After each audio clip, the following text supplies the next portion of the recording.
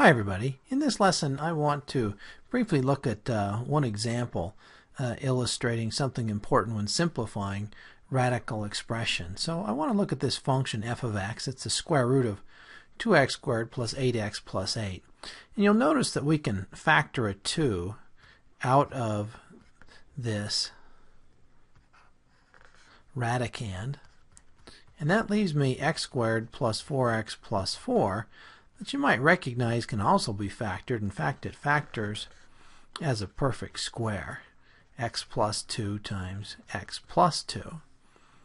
And so when I go to simplify this, I can rewrite this as x plus 2 quantity squared times 2. All right, and then if I take the square root of the square, that'll give me x plus 2 times the square root of 2. Or so most students would think.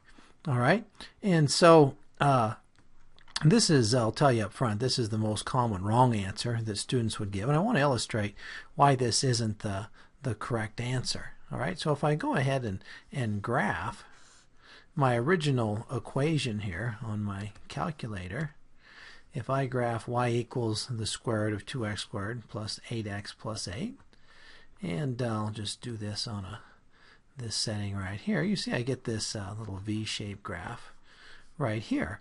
And so if this is truly equal to this, then I ought to get the same graph. Okay, so if I come here and I graph the square root of 2 times the x plus 2, and I'm going to graph that in bold, my calculator graph in bold, so I can see if it graphs right over the top of the other one, and you'll see that in fact it does not. It only graphs over this part of it right here, the part that's greater than negative 2. Okay?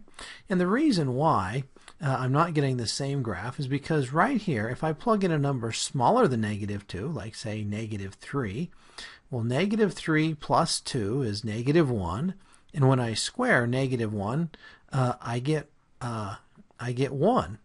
And then the square root of 1 isn't negative 1 again, it's just 1. And so over here at negative 3, I'm going to end up with just the square root of 2, not the negative square root of 2. That would be if I just plugged in negative 3 right here into this expression.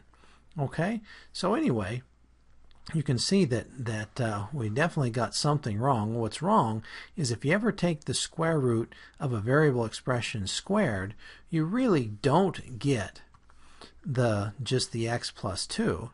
You get the absolute value of that x plus 2. So if I was to come down here and graph the square root of 2 times the absolute value of x plus 2, then hopefully we would get the same thing. All right, so let me shut this one off. And let me turn this one on. So here's my original square root of 2x squared plus 8x plus 8. And if I put absolute values around that instead of just parentheses, and then hit the graph button, okay, here's my original V graph. And you see the absolute value does make it graph exactly over it. So in fact, this is my correct answer. Okay, so I need those absolute values if I'm going to end up with the same expression that I started with.